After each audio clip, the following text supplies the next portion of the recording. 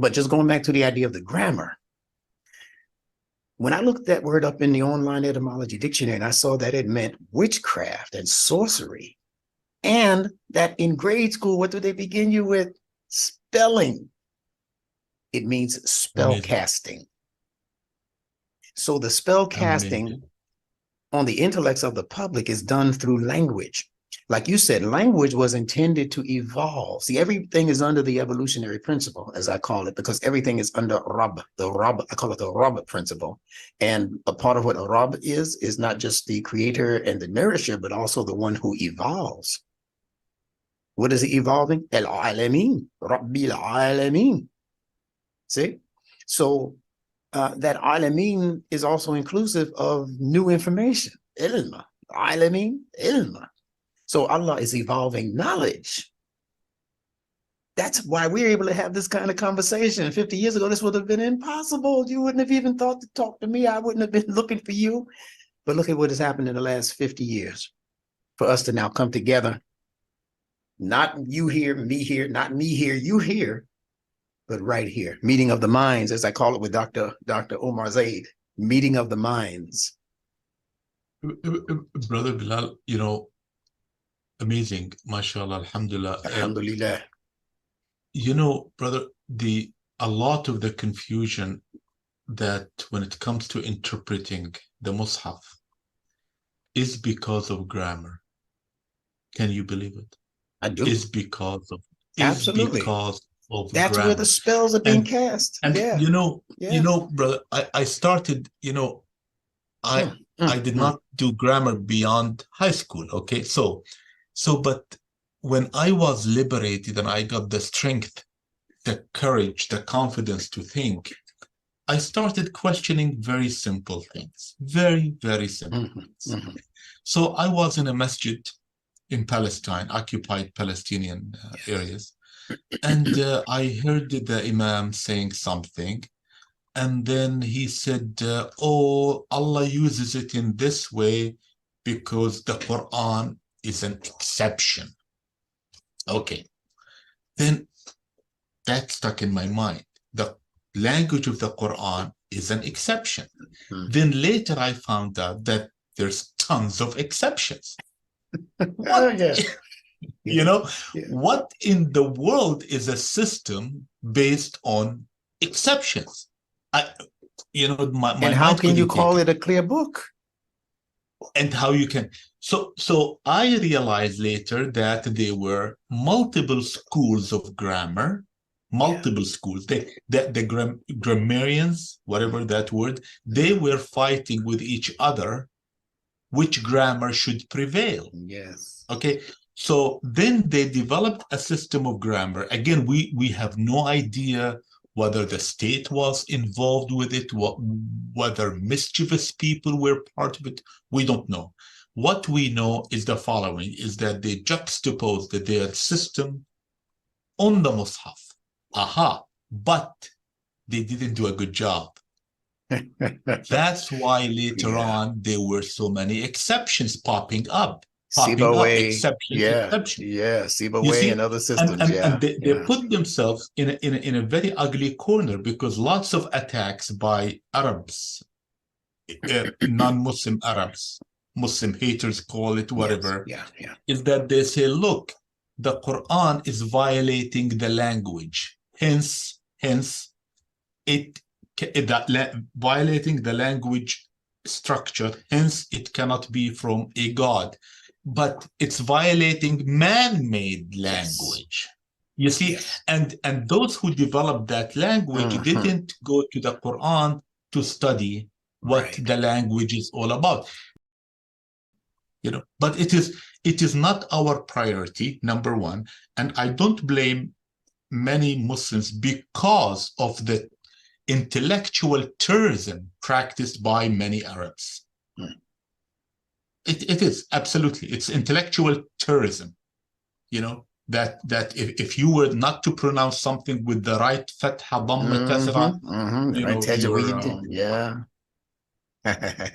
and there's no tajweed in the Quran. Absolutely, there's no tajweed in the Quran. But they never tell you tartil.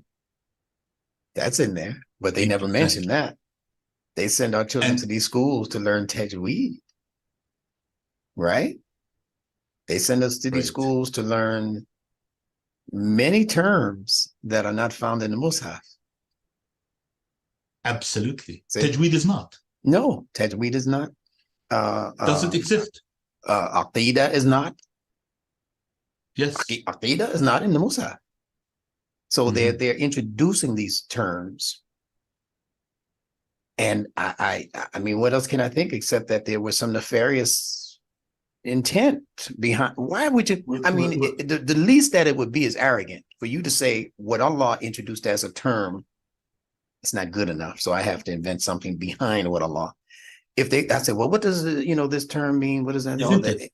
it Exactly. means iman. Well, if it means iman, what iman is in the Quran? Why don't you just use iman? What is tajweed? Oh, that's the proper pronunciation of the. Well, what is tartil? Oh, that's the proper pronunciation. Why are you replacing what Allah said with what you say? That's arrogant, at least, Absolutely. not to Extreme. and nefarious at worst. And you know how what they told us. I grew up in the Middle East, that tertil is to read the Quran in a fast pace. Yeah, but that's to justify. You know what that's to justify. Look, I mean, That time of where in the year. world, where That's to in the world justify. did that come from? You know, It where in came the from world the that people. come? It came from the people who wanted to establish Tarawih. Yeah. That's where it came from. Aha. That's where it Uh-huh. came from. And beautiful. How else could they justify reading the Quran that fast when nobody can? I thought the Quran was for us to understand. But you know, the only thing I can understand is Al Fatiha. Everything, you know. Brother, ذلك brother, الكتاب لا you ريب know, فيه you هدى get للمتقين الذين يؤمنون. I mean, whoa, wait. I'm supposed to be pondering. and يتدبرون. and you know, it's interesting. The concept of Oh ajr my came to goodness. buttress this, because the more you read, Yeah. the more thawab, ajr you get, right? So Yeah, it right, fits right, right, nicely. right, right, right.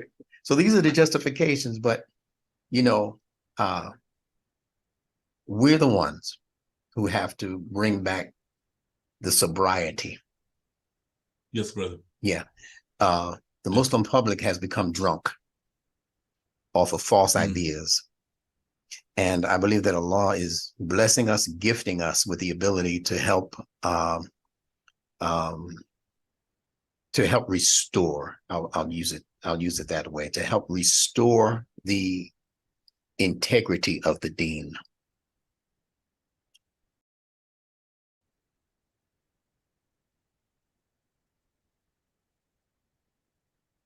The three stages of the nafs. The words are getting away from me right now, but you know what I'm referring to.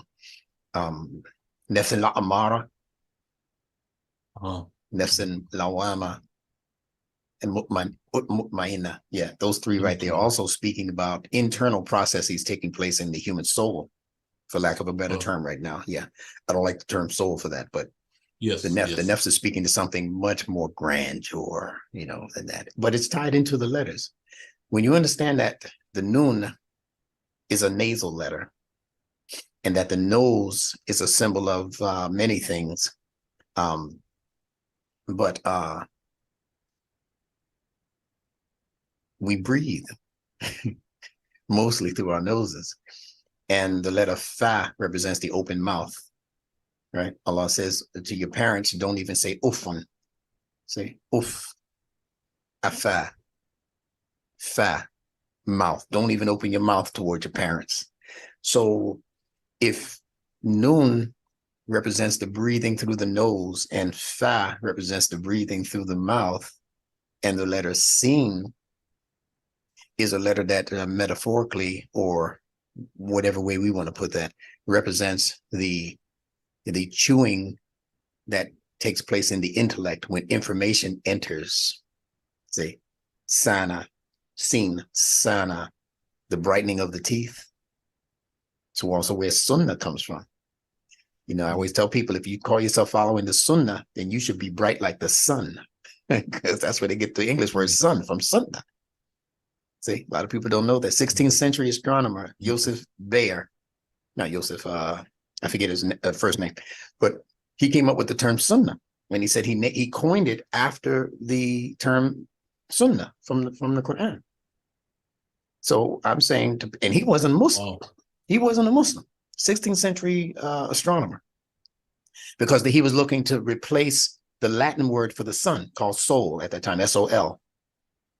And he was looking at Greek words, and he said, I'm not satisfied with Greek words and these other words. He said, I'm going to choose the word sunnah, because that word has to do with the brightening up of something. See, just like when we say we sanitized something, we cleaned it up, and the sun sanitizes the air, right? So we don't know. I think one of the scholars, I think I heard you mention once was he's on the academia.edu site, and I know his last name is Jassem, Jassem. Oh, yes, yes, You know yes, what? yes. Yeah, I heard you mention him one time. Yeah, that's my man. Yes, yes. I love his work. See, so if people are looking for corroboration in terms of English words that derive from Arabic roots and Arabic words and terms, they need to see him. That's the person that they need to research for sure. Have you ever read any of his papers? Yeah, I have many of them. You know, it's amazing. I was going to mention that to you, but I'm glad that a friend of mine introduced him to me. I wanted to visit him personally. I didn't have a chance. I was in Saudi Arabia. Zaidan Jassem. Zaidan Jassem, yes. Jassem, yes. And I looked into his, I mean, he claims or he shows that most of English words come from Arabic. That's right. And proves it, as far as I'm concerned. And proves it. Yeah. And he is in a no-name university. That's why he's not getting any attention. We have to bring him into this circle. We have to bring him into this circle. I really thought about that. I really thought of contacting him. And my only concern is that he lives in Saudi Arabia. Yeah. And Saudi Arabia people don't have that, I shouldn't say the freedom, but they're not comfortable exposing themselves too much. But I will contact him through a friend who knows him more than I do. Okay. And I think that we can, you know, I thought it was a far-fetched what he's doing. It's exaggerated, but I looked at it very, very carefully. Yes. It's impressive. Very. Very. You know how he traces English, Old English, Greek, whatever, Latin, and then so many languages. Amazing. Yeah. And he goes into the other Semitic languages. You know, he goes into the Hebrew, into the Syriac, into the, you know, he goes deep, and he shows the correspondence between these letters and these sounds. You know, I think he would. May I ask you, how did you come across him? I'm just curious. Allah sent him to me. So that's the best way to. Most of what I'm doing is because I sit in front of my computer and I ask the computer questions. The computer is my personal Jibrail. That's why, everybody's got one, you know, they just don't know it, you know. But no, I ask my computer a lot of questions, and then I look at almost everything that it sends back. And he just happened to be, because I had signed up for the academia site. So that's really how I came in contact with him. It was for some other reason that I joined them. I paid the money, I joined them.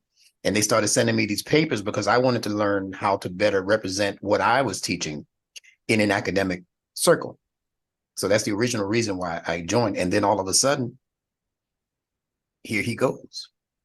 And I said, this man is fantastic. This information is fantastic. It was a big eye-opener when I came across his works. And if you want, I mean, I downloaded almost as many papers as I could see for him. Yeah. So I have a file. Oh, if you will, I'd appreciate that so much. Yeah, I can zip whatever I have. Yes. And please, I'll put it on a separate drive. Yeah. Needs to be preserved. But you know, this is a great idea to connect him so that we can have a discussion with him. Oh my goodness. Yeah, and we can stay away from the controversial. You know, we're not trying to get anybody. No, absolutely. Trouble, you know? I mean, without a doubt. I mean, the language that he's representing and the connections that he's making are definitely worth us, you know, doing what we can do to promulgate it and to make it more popular than it is. It's only right now among the academicians, but it needs to be popular around our leadership and our scholarship. I mean, we need to know about this. Whether they accept it or reject it is their business, but I believe we would be responsible. Like Abdul Malik, I know you speak to him a lot. You know, people like that who are reaching a lot of people, they need to know about these connections, especially in centers and circles where, you know, they say a lot to prop up Hebrew. You know, oh, Hebrew is the oldest language, and you know, Arabic comes from Hebrew, you know, and they you know, that kind of thing. And Yeah. that's fine if they want to believe that, that's fine, you know. And there's some serious connections in some of what they're saying as far as the history of the languages. As far as I'm concerned, you know, I see some of what they're saying as being valid, but not in the way that they present it. You know, like the mother of all languages, you know, is Hebrew, you know, Proto-Hebrew, or, you know, but they won't tell people in that same breath that there was a point when Hebrew became a dead language and it was revived by Muslim scholars. Amazing. That's how I know that every Arabic letter has a meaning. Remember, I told you I was born into the Jewish faith. So I learned early on that every Hebrew letter had a meaning. And I Interesting. said, if they're sister languages, how could Hebrew have a meaning for every letter, but Arabic just be a bunch of sounds? Alif, ba, ta, tha, ha, sa, you know, that's it. It doesn't mean anything. When and if the Muslim scholars retaught the Hebrews their language, and the Hebrew letters have meanings, then how come the Arabic letters don't have meanings? Very That was nice. my thinking. The Very only nice. thing that I think the Muslims did who retaught them Hebrew, because, you know, they were into Yiddish, they had all other kinds of ways of communicating. But one of the things I think the Muslims did not do for them was teach them the fitra-based meaning for each letter. That's what Nunetics is. It's the only system I know on planet Earth that has a fitra-based meaning for every letter. All 28, 29, if you include the Hamza, right? So You know, brother, if the Hebrew letters, if the Hebrew B, letter B is Beth, and Beth means house in Hebrew, Bethlehem, Beth Israel, house of Beth, then how come the Arabic letter B is only Ba, the sound of the sheep? How come it's not Bait? So in my book, Nunetics, I say it's Bait. And it makes much more sense when you look at a word for father as Aleph Ba or Aleph Bait, and Aleph means strong and Bait means house. The strong one in the house is the father. Makes sense. But if you don't know that Ba means Bait, then you won't make sense of the word as a collection of letters that lead to a particular word or sentence. That's really what each root word is. The 3-letter root words are actually sentences. They're not just words. I'm looking for people who are actually making that attempt, that valiant attempt to think, even if the popular idea is against what they're thinking, and then introduce it into the world in a way that's not antagonistic. We're not enemies of anybody. of course, we're friends of everyone. We're bigger friends than they think. We're probably the only friends they have now. When you look at Because what you the know world why? is going through. Because we care. Yeah, I love humans. We care. Yes, indeed. Yeah, We, we, yeah. we want we want a better world for all. Thank you. And we'll understand that once we understand what the word Muslim actually means. And I got this hint again from Imam Wadathuddin Muhammad. And I think he was speaking to the organization called CARE. I know he might have been speaking to ICNA or ISNA, one of the others, when he made this statement in the last few years of his life. He passed in 2008. He told them at one of their conventions, he said, get away from thinking that Muslim means ethnicity. He said, every time you read the word Muslim in the Quran, he said, just think human. He said, because a Muslim is a true human. And I said, wow. And so when you look at it, at the interpretation, do not die except as a Muslim, you know, that's the way they interpret it. Look, do not die in any other form except the true human form.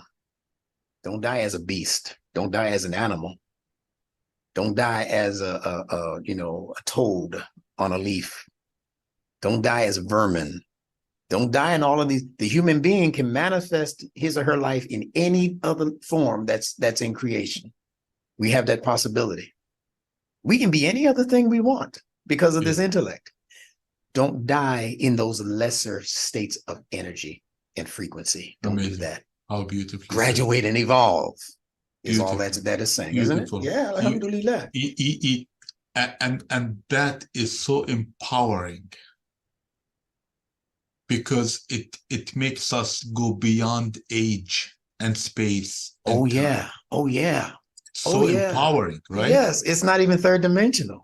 It's beyond the third dimension. What we're talking about.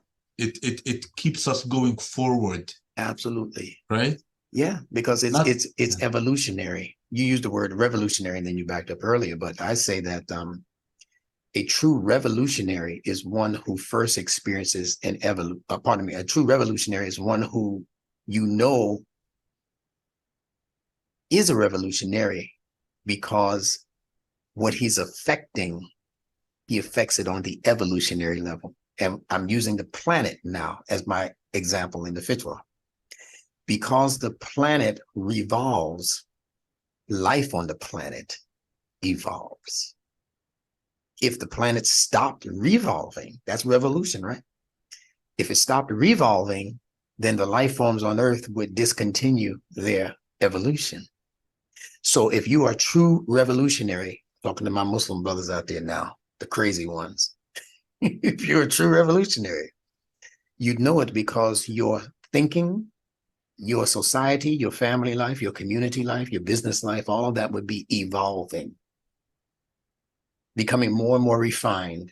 If that's not happening for you and everything around you is bleak and on its way out along with you, then you're not a true revolutionary. See, we have to redefine these terms. And we can't let the spellcasters continue to define these important terms for us.